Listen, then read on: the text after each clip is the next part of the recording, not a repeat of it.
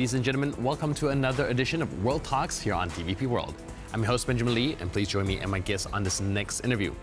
Now, Poland is on track to exceed all other European countries in total tank numbers thanks to two recent South Korean arms deals. First for 180 K2 Black Panther tanks in 2022, and now another batch expected in mid-2025 worth approximately $6.5 billion. Meanwhile, controversy surrounds the FA-50 jets already acquired and pending upgrades. Joining us today on TVP World to explain what's at stake is Professor Jarosław Gryz, a Vice-Rector at the War Studies Academy in Warsaw and specialist in national security and defense strategy. Hello, sir, and welcome to TVP World. Thank you very much for welcoming. So we're seeing Poland ramping up a number of tanks significantly. How is that going to impact and reshape its role in NATO's eastern flank? Well, very strongly it will impacting Polish role due to the fact that those are the most modern tanks in the world, firstly. Secondly, that they have to be adhered to the specific forms of the tactical and operational formula. So due to that, it also creates, let's say, number of challenges from one hand, but from the other as well, kind of chances in regard of defending and, let's say, having in mind the deterrence of the NATO. Right, so you mentioned some pros, some cons, some challenges that it might face and some opportunities it might provide. Can you help us break those down? Well, firstly, let's have in mind that those opportunities coming out from the most modern equipment which are coming from the Korea. That is the firstly. Secondly, that this equipment replaces the one which was once in the former Warsaw Pact, and nowadays the Polish tankmen are really having most modern equipment in the world. So from that perspective, I think that it is something what creates Poland as one of the leading nations, at least at the eastern flank of NATO. Right, now, something I noticed is that the first batch of tanks coming in a number of 180, the second batch, again, another 180, but the second batch is coming at the price of over $6 billion worth. What was Poland willing to pay this kind of money, and notably higher than the first delivery back in 2022?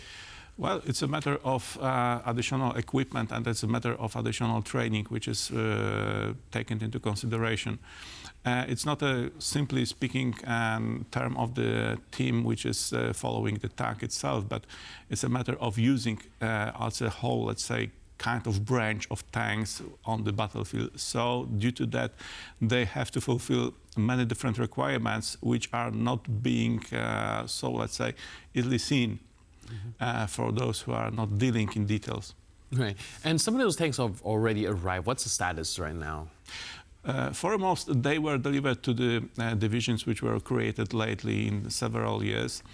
They are now serving as, let's say, training elements foremost. And what is more, they are also being a supply element for the units who already changed the equipment, and a huge part of this equipment appeared in the Ukraine. Let's have in mind that in 2022, when the Ukrainian offensive appeared, it was done on the Polish tanks. Now, a lot of people are saying that these K2 tanks are designed for more mountainous terrain, especially seeing that it comes from Korea. And do you think that for them to be utilized in Poland or like more flat terrain, it needs any sort of adjustments? Well, let's have in mind that any kind of terrain we are speaking about has its own domains. So from that perspective, if you are taking into consideration the Suwałki gap, when everyone's speaking that the Russian will just follow that gap through their tanks, only 13% of this area is adhered for the tanks. 13%. And 83% is not available. So from that perspective, when speaking of using the tanks themselves in the battlefield, we have to take into considerations the landscape and the formula of the landscape, which limiting or making, let's say, availability to using those, let's say, elements of war. That's somewhat paradoxical sounding to me, because like you mentioned, sometimes there is kind of limitations about how it can be utilized, but then we are also seeing Poland kind of importing this significant number of tanks. What's the strategic calculus behind it? Well, we cannot change the geography. And due to the geography, it's very easy to indicate where are the routes which are leading into the heart of Poland. and those would have to be fulfilled with all kinds of requirements which will firstly deter the potential enemy, and then after which will defeat the potential enemy.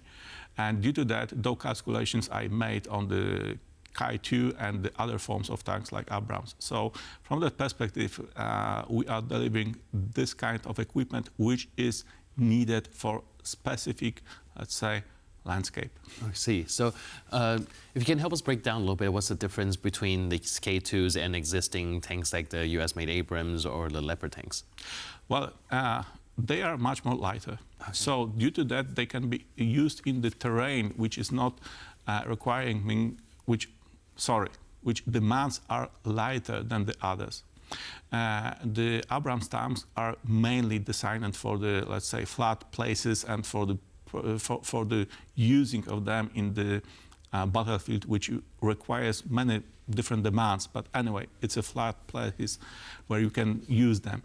The K2 can be used, as you used this analogy, in the mountains and in the, let's say, very tough terrain. So from that perspective, they are firstly delivered to the units which are placed in the northeastern part of Poland. So it's not, let's say, coincident that they are appearing over there, because it's easier to use them in that kind of terrain rather on the other one. Right. And a while back, I've also heard mentioning about the domestic production and Korea not just selling tanks to Poland, but also help manufacture them here. When will the local production of the K2PL begin here? Well, it's been said that in 2027/2028. Let's have in mind that once in our history we have had this kind of abilities to produce our own tanks. And those abilities has been lost about a decade ago, a little bit more than a decade ago. So that kind of abilities will be restored due to the Korean cooperation, and they will be somehow creating, let's say, a new branch of the industry in Poland as well. So all kinds of benefits will come over the time, including the modernization of the Polish army, firstly. I'm also curious about air power, because there are critics that say that these FA-50 jets Poland is purchasing are limited in combat capability. Is that fair? Well, let's have in mind that, like the tanks, the airplanes are designated for the specific missions. And what we are now expecting and waiting for is for F-35, because they are going to serve as a platform for anything from the, let's say, any simply tank till those squadrons will be in the air, I mean the airplanes. So from that perspective, we are supplementing our aircraft in context of different kinds of missions.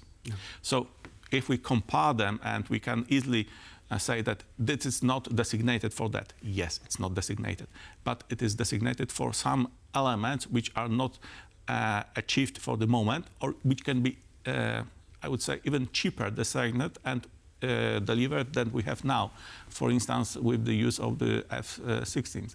So that is that kind of calculation. Right, that makes sense, actually. So now we're seeing a lot of new platforms arriving, being armor, jets, missile system, tanks. Do you think that there's still any gap within the Polish defense posture that remains to be fulfilled, or are we having most of the bases covered? Well, firstly, let's have in mind that this equipment will be delivered in some, let's say, portions and in time. So that is something what gives us opportunity to create a number of troops which will use this equipment. So it's not a matter to just procure and storage somewhere, but also to use this as a, let's say, equipment for usage.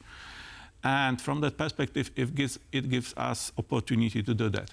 And throughout that, I think that we are creating that kind of, let's say, deterrence which is needed for the time and for the placement we are here. Now, we've seen a lot of platforms and different equipment coming from various different countries. So how's the situation when it comes to interoperability? Do you think that's just going to be an issue, kind of utilizing all these sorts of different platforms, or it's already kind of taken into consideration when these purchases are being made? Well, let's take into consideration firstly that those platforms are coming mainly from the NATO states. So they have to fulfill the requirements set by the NATO in different forms of the equipment. Secondly, the procurements which are ongoing in Poland are also made from the Korea. And Korea also are fulfilling the requirements of NATO due to the requirements of the United States. So they are covering each other. And from that perspective, even though there are some differences, the main, let's say, battle elements are shaped for the same design. And that's the issue. Right. Last but not least, now looking ahead, which area do you think, be it air defense, cyber, drone, do you think should claim priority in Warsaw's next wave of modernization? Well, the answer is not easy due to the fact that we have a lot of gaps to fulfill, and what we are creating for the moment, we are fulfilling those gaps. And if you take into consideration the domain, multi-domain operations, they are in the 5 domains: in the cyber, in the space, in the air, in the navy, and at the territorial area. So from that perspective, they have to be combined. That is the first element. Secondly, the combination or the correlation of them is referred to the cyber. The cyber, from the perspective of whatever, plays enormous role in creating, let's say, the formula of deterrence itself.